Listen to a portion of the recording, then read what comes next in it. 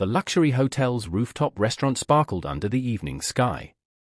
The chandeliers glimmered like stars above polished marble floors, and waiters moved quickly, carrying silver trays to serve the city's wealthiest elite.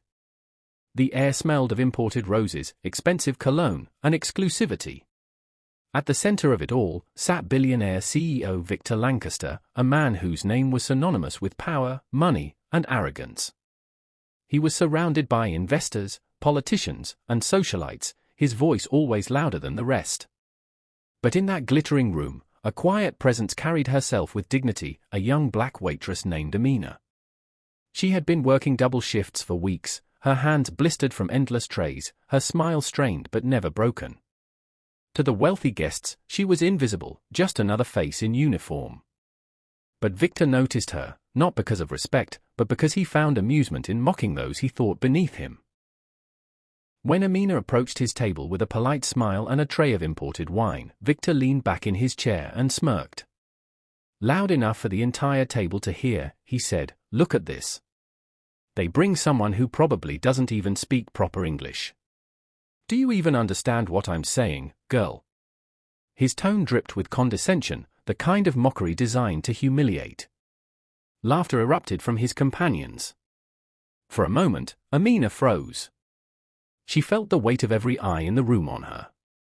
The sting of humiliation burned inside her chest. She remembered her mother's words, "Never let anyone make you forget your worth." Still, the pain was sharp. Victor hadn't just insulted her, he had tried to strip away her dignity in front of everyone. But Amina wasn't just a waitress. Before taking this job, she had spent years studying linguistics.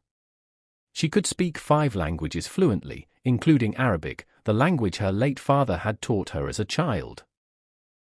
She had once dreamed of working for the United Nations, but life had taken a cruel turn when her father passed away and her family fell into debt. Those dreams were postponed, not erased. So instead of shrinking, Amina straightened her back, looked Victor directly in the eyes, and responded. But not in English. With perfect, fluid Arabic, she said, "Do you mock what you do not understand?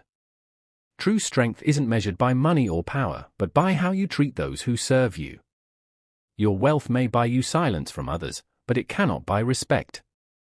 The table fell silent. Even those who didn't understand the words were stunned by the confidence in her voice.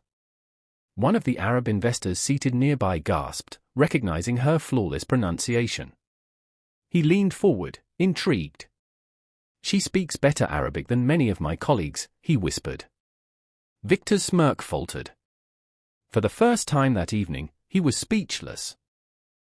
He hadn't expected resistance, let alone a public display that flipped the power dynamic.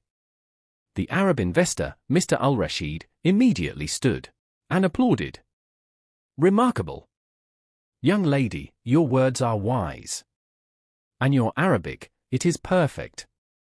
Others at the table joined in, some clapping, some nodding in admiration. Suddenly, the man who had mocked her was the one shrinking under the weight of disapproving stares. Victor tried to laugh it off, but the damage was done. In mere seconds, his arrogance had been exposed, while Amina's strength had shone through. After the dinner, as the crowd began to disperse, Mr. Al-Rashid approached Amina. He asked about her background, and when she humbly explained her love for languages and her unfinished dreams of becoming a translator, his face lit up. "You don't belong carrying trays," he said firmly. "You belong in conference rooms, in embassies, in places where voices matter. If you are willing, I can help you." Tears welled in Amina's eyes. For years, she had carried the weight of her family's struggles, burying her ambitions just to survive. And here, in the very moment she had been mocked, a new door was opening. Victor left the restaurant with his pride shattered, his usual confidence gone. He had been taught a lesson money could never shield him from: respect is earned, not demanded. Meanwhile, Amina's life took a turn she never imagined. Within months, she was offered a position as a translator for an international firm, her skills finally recognized. But the most important transformation wasn't the opportunity, it was the reminder to everyone who witnessed that night. The wealthy, the powerful, the bystanders, they all carried the same message home: never underestimate the quiet dignity of those who serve you. Amina's story became a symbol, not just for herself but for countless others who faced mockery, prejudice, and disrespect.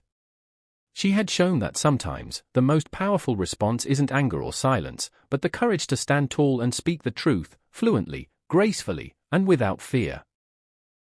And so, the billionaire's insult, meant to humiliate her, became the very stage for her to shine. In the end, it wasn't his wealth or arrogance that people remembered, it was the strength of a young black waitress who refused to be silenced.